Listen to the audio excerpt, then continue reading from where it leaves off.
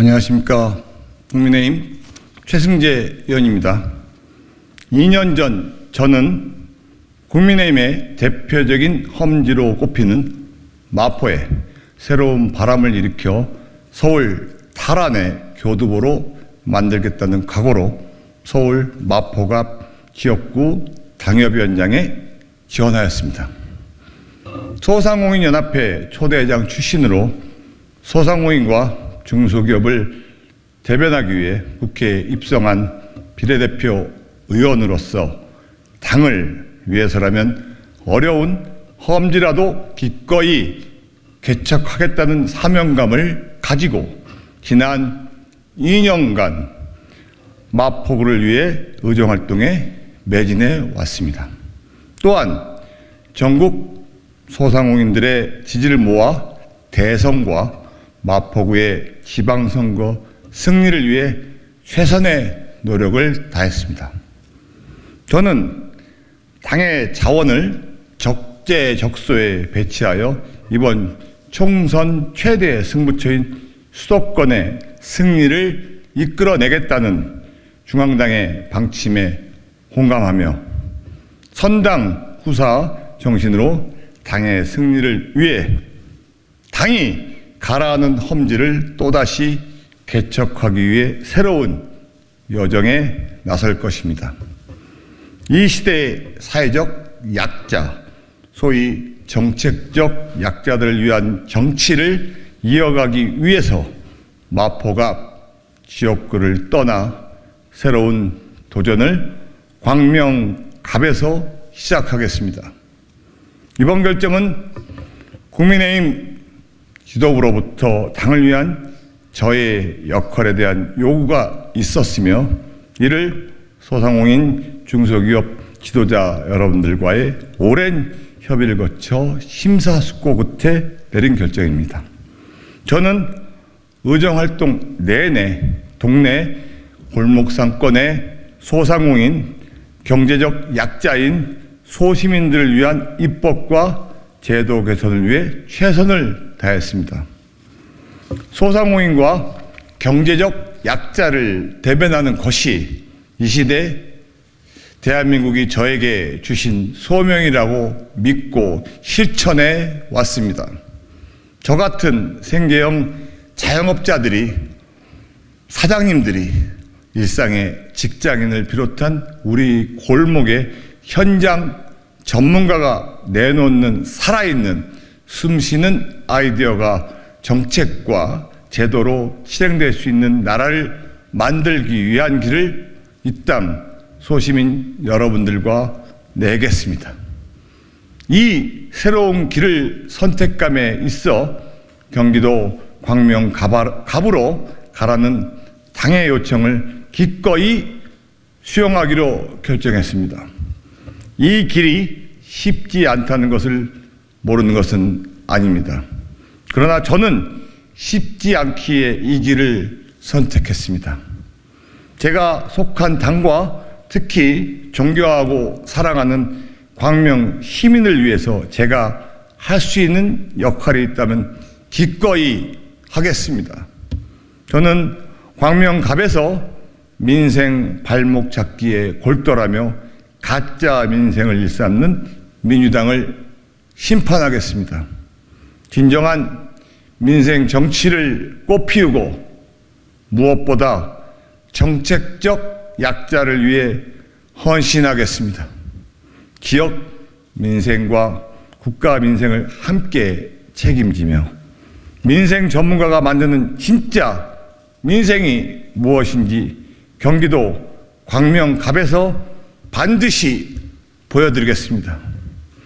이 시대 대한민국이 저에게 부여한 사명을 완수하기 위해 기회와 희망이 넘치는 광명갑 지역구를 만들기 위해 최선을 다하겠습니다. 경기도 광명갑에서 반드시 승리를 이끌어 내겠습니다. 2024년 2월 3일 국민의힘 국회의원 최승재. 감사합니다.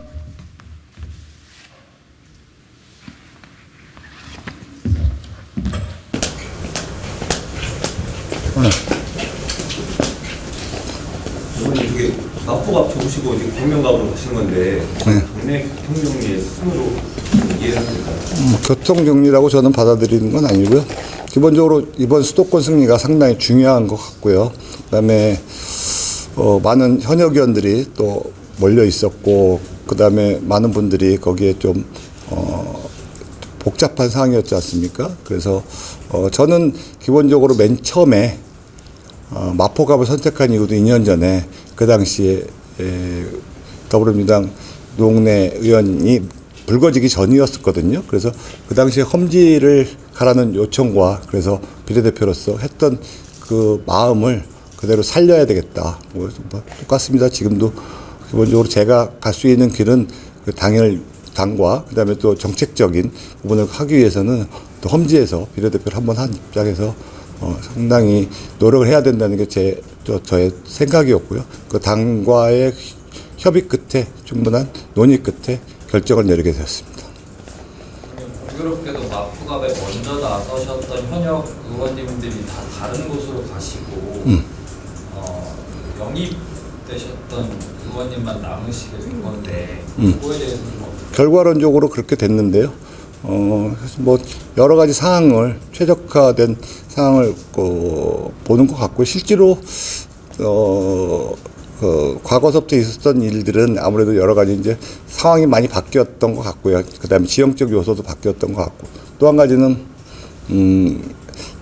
인재 영입, 그다음에 이제 언론에 비춰지는 그런 모습, 뭐 이런 것들의 어떤 중요도 이런 그다음에 또 전체적인 수도권 선거에서의 프레임 이런 것들을 고려할 수밖에 없었던 당의 생각과 이런 부분들을 저는 종합적으로 판단을 하고요. 그것은 개인의 저의 어떤 입장과 저의 어떤 내용보다는 종합적인 판단을 지금 해야 될 수밖에 없던 상황임을 제가 어느 정도 공감하는 바서 그렇게 결정을 내리게 된 것 같습니다. 그래서 결과론적으로는 그렇게 됐는데 그걸 갖다가 고려하지 않았습니다.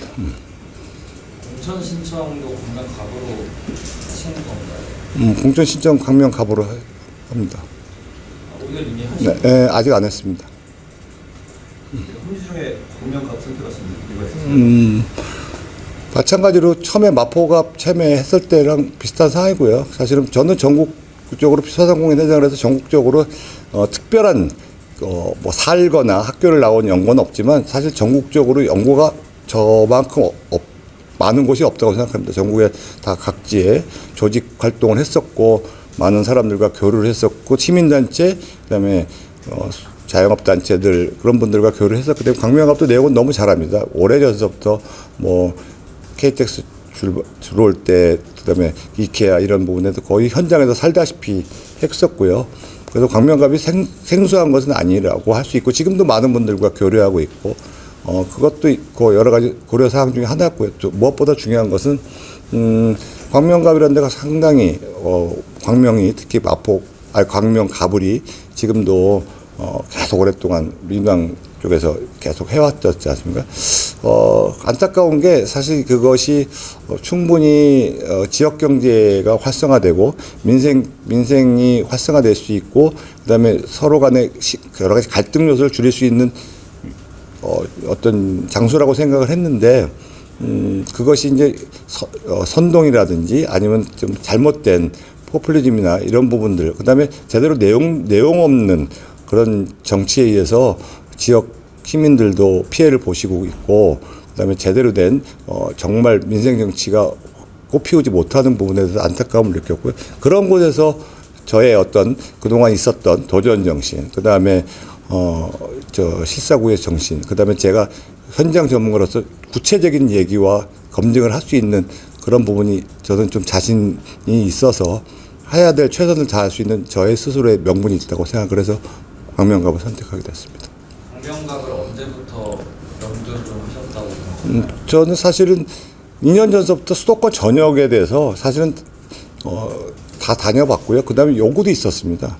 계속 끊임없이 뭐 다는 말씀드리지 못하지만 며칠 전까지만 해도 마포갑에서 복잡하니까 각 지역에서 수도권 전 지역들에서 경기도 쪽에서 특히나 뭐 알만한 지역들에서 그 지역에 있는 계신 분들, 그다음에 시장님들의 요청은 있었습니다. 제가 직접 간 게 아니라 그래서 내용들은 어느 정도 파악하고 있었고요. 그 중에서 여러 가지 종합적으로 고려하고 여러 가지 판단, 그다음에 현재 지역에서의 갈등 요소, 그다음에 제가 가서 본선 승리의 가능성 이런 것들을 종합적으로 고려해서 광명갑으로 선택하게 됐습니다. 계속 여쭤봐서 죄송한데 갈등 요소라고 방금 표현해 주신 게 어떤 부분인가요? 왜냐하면 이제 이미 어느 정도 시간이 흐르니까 뭐 거기서 의욕적으로 출발할 수 있는 또 후보들도 있을 것이고 그다음에 본선 민주당이 거의 다 장악하고 있으니까 민주당과의 어떤 경쟁력, 그다음에 원팀으로 좀 같이 함께할 수 있는 조직력 그런 것들이 원활한 곳이 있을 수도 있고 지금은 또 아무래도 경선 단계니까 좀 시끄러운 것도 좀 있을 수도 있지 않습니까? 그런 것들을 뭐 다 편하게 쉽게 할 수 있는 일은 아니겠지만 그다음에 현장에서의 저하고 교감할 수 있는 많은 분들 상태 그런 것들을 좀 봤습니다. 어떤 것은 또 한쪽이 충족되는데 어떤 것은 쉽지 않았던 부분이 있고요. 제가 뭐 현장을 쫓아다니는 건 아니고 많은 시장님들, 도의원들 그런 분들한테 많은 요청을 많이 받았었습니다. 제가 그 현재 도의원, 시의원분들은 오랜 인연분들이 의외로 많습니다. 전국에. 이른바 장차관들이나 아니면 당내 주요직을 거쳤던 분들이 험지가 아닌 양지로만 간다는 지적에 대해서는 어떻게 보세요? 험지에 나가시니까. 그래서 뭐 그거에 대해서는 제가 사실은 결과론적으로 뭐 과정에서 어떤 여러 가지 한쪽 측면을 볼 수 있는 부분이 있는데요.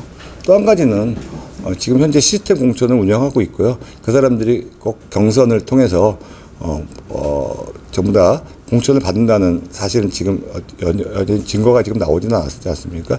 많이 출마했다는 부분은 역대 정권이나 역대 부분은 그거는 민주당이나 국민의힘이나 계열이나 항상 그런 일들이 비일비재했었고요. 지금도 뭐 민주당에도 그런 요소가 있고 물론 국민의힘에도 요소가 있는데 그것이 국민들이 어떤 판단을 내리고 그다음에 제일 중요한 것은 얼마나 현장에 맞추고 그다음에 시민들과 소통하고 납득할 만한 그리고 경쟁력 있는 후보였냐가 더 중요하다고 생각을 합니다. 그것이 안 되고 그냥 단순히 네임밸류나 아니면 그런 부분으로 펼쳐지고 그다음에 결과도 안 좋아진다면은 당연히 그런 부분에 대해서는 국민들께서도 판단하실 거고 당연히 잘못된 결과가 이어질 거라고 저는 생각합니다. 네. 네, 고맙습니다.